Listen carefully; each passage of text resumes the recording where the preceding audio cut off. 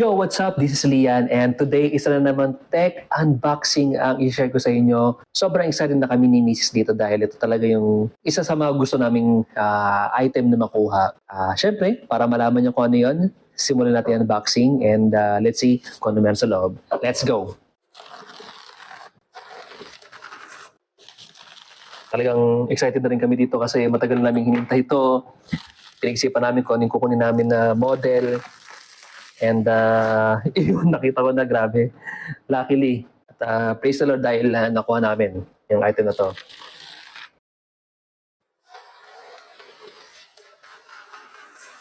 Ito yung aming bagong-bagong JBL speaker na Party Box On The Go 2 Plus. Actually, meron kaming unang in-order. Ganito rin siya na model, yung Party Box On The Go 2. Pero hindi AI yung microphone niya. Luckily, may nakita si Mrs. na sale online and then upgraded yung kanyang microphone sa AI. Ito yung microphone yun. So mamaya check natin yan. So yun, kinuha namin agad to. So anyway, before natin yung box, check muna natin kung ano yung itsura ng kanyang box. So ayun, sa harapan, kitang-kita naman yung mismong itsura ng Party Box On The Go 2 Plus na speaker with microphone. Yung mga logo ng rechargeable or battery, then IPX4 water resistance rating. Then, ang lupit to, sa 10 minutes na charging ninyo, meron siyang equivalent of up to 80 minutes na music or playback. So, panalo. Ano pa meron sa kanya? Ayun, may mga certification and logo, yada yada. Then, Bluetooth version 5.4. Yung harapan.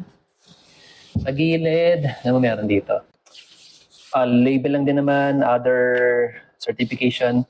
Ayun, sa harapan or sa kabilang side naman, mainstream na itsura niya, JBL logo, AI vocal removal from any song, AI na microphone, yun yung talagang upgraded version niya eh. Lalagay ko rin dito sa screen yung isang version niya na walang AI na microphone. I think yung indicator niya is black, all black siya. Then yung AI kasi ito, meron siyang parang mga orange accent. So, dynamic low light show, up to 15 hours of playtime, convenient to handle, and shoulder strap. Kasi may kasama siyang, on the go 2 plus na strap. Multi-speaker connection by Auracast. So, yan ang side niya. Other side, mayroong warning sign. Siguro may mga battery, yada-yada. May picture kung ano included sa kanya, which is, check natin later. Ayun, may name ulit. Sa ibabaw niya, check natin sa ibabaw niya. I think ito yung yung punch hole ng speaker niya, yung design niya. Kung di ako nagkakamali. Andahan natin. Opya. Sa lalim, wala naman nakalagay. Okay, so let's start na dun sa actual nating unboxing. So ano yung nasa loob niya? Excited na ako. Let's go! Okay, Tingnan ko na sa loob niya. Ooh. Wow. Grabe. So ito yung main speaker. Tabi muna natin siya, then check natin siya later kung itsura niya. Before that, check muna natin kung yung mga included sa kanyang box. Sa loob ng box is meron pang isang box. So itabi muna natin yung box na yan, then let's see what's inside this small box first, okay? Now, check natin kung ano laman itong box na to. Although may picture naman sa ibabaw niya, let's see kung ano included sa kanyang package. So, first, we have yung strap niya, high quality. May nakalagay na On The Go 2 Plus. Then, yung kanyang strap, may mga logo ng JBL all around. Adjustable din naman siya. So, ang ganda ng quality niya. Yung mismong bakal, kung nakikita ninyo, meron siyang party box. Ito yung kanyang opener sa kanyang lock. Naka-matte finish siya. So, quality, in my opinion. Ganda. Ganda ng strap niya. Ayun na, meron pa pala sa likod ng isa. Party box. Cool. Next naman is... okay. So, ito pala yung lalagyan ng microphone. So, ito, nilalagay ito sa likod ng speakers. Then, dito mo ilalagay yung microphone sa slot na to. And meron naman logo ng microphone. And dalawa rin siya since dalawa yung microphone na kasama. Nice. Next naman is, ano to? Okay. Dalawang power cord. Okay. Next is yung kanyang user guide to. Meron siyang QR code dyan. Pwede nating scan. I think para meron kayong copy sa inyong phone.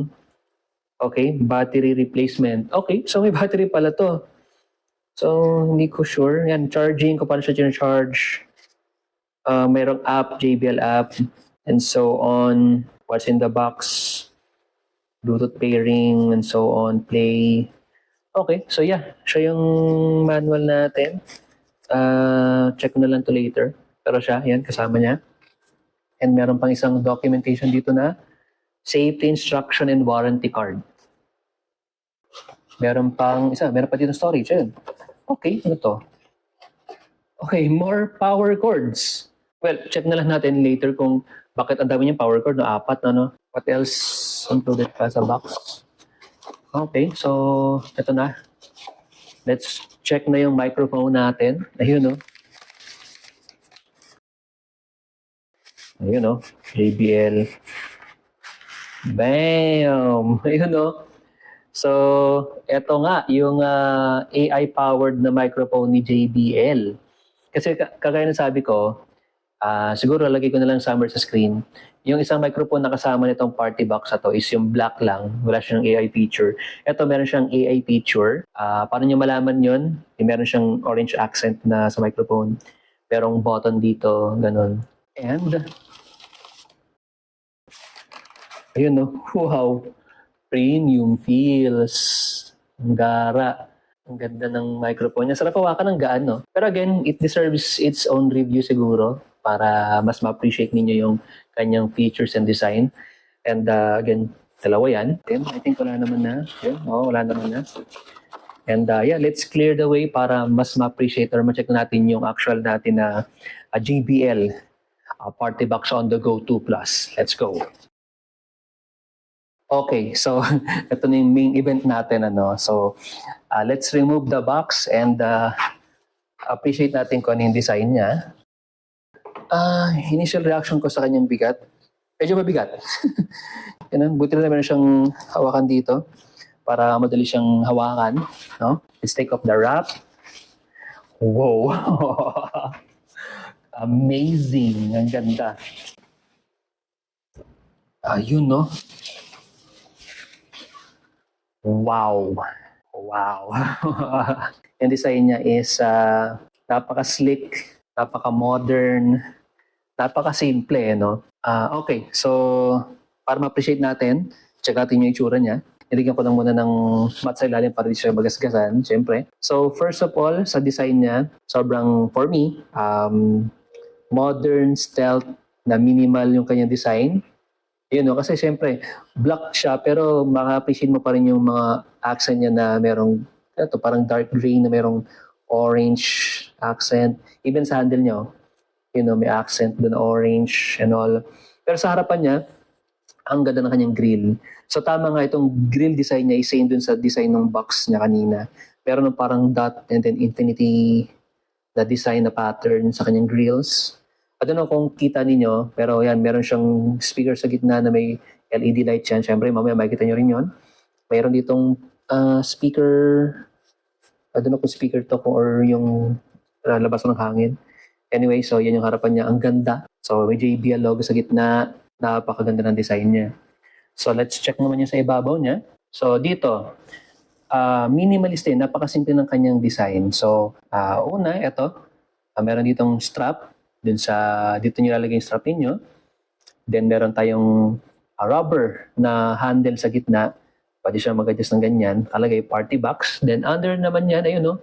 Meron JBL na logo. Tapos meron din panibago. Or dito yung tapos pangalawang strap holder dito or handle dito sa kabila. Sa taas, meron itong mic volume na gumagalaw. You know? Meron itong vocal removal, magalaw din. Then, mic echo, magalaw din. Meron siyang parang tactile feedback yun. Ayun, no? Sa baba naman, meron siyang light button. Then, I don't know kung paano siyang adjustment to. Sa review na lang natin i-check. Bluetooth, I don't know kung anong button to. Sa review na lang din. Bass boost, then power. Then, I think volume, then play button.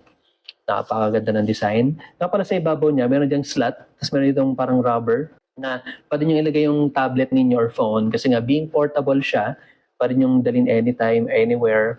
Gusto nyo mag-karaoke or video okay. Lagyan nyo na dito yung phone or tablet ninyo sa slot na to. Pwede nyo siyang gamitin anytime, anywhere sa gusto yung function niya. So yeah, yan yung design sa taas. Again, minimal design, sleek. Sa side naman niya, okay, dito sa side na to, ayun. Ito is yung signature logo nila na exclamation point or mark, exclamation mark yan, with circle. Sa likod naman niya, simple na yung design niya with orange accent pa rin naman. And then dito, yan, yung kaninang microphone holder niya, ito. So itong orientation na parang oval, nakataas na ganyan. Slot nyo na ganyan, tapos i-twist nyo lang siya clockwise. Then nakalock na siya in place. Lagay nyo lang, then clockwise. You know. So, paano itsura ng microphone pag nilagay dyan? Lalagyan nyo lang dito sa kanyang, ano siya, stretchable naman siya. So, simply slide it in. Di ba? Ganyan siya. So, yan ang itsura ng kanyang microphone. Strap. Ano pa ba? Ito yung kanyang battery nga pala. Chargeable. So, meron siyang battery logo dyan. I think, sana nakita sa video. Pero anyway, sa review na lang natin. Kung paano siya ginagamit, not sure. Yun, i-press down nyo lang to, ganyan. Okay, ayun no. Tapos, meron siyang battery. Ayun, yung kanyang battery. Ayun no, tingin ng battery niya. Rechargeable, guys. Ayan. So, balik natin yan. Sara natin to. Sa review na natin siya alamin. Sa baba naman, meron siya ng Party Box on the Go 2 Plus na logo. Pero nabubuksan din to. You know.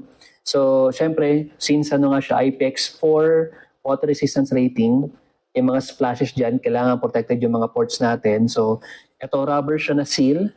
At nasa lalim niya is yung kanyang USB Type-C. Tayo, pakita natin. Malapit na. You know, meron siyang USB Type-C, aux-in, and then yung kanyang power port. Sa gilid, same lang din naman. Exclamation mark and then yung circle logo. Sa ilalim niya, yun, yung kanyang rubber stand. Then isa na namang pronounced signature logo nila na exclamation mark.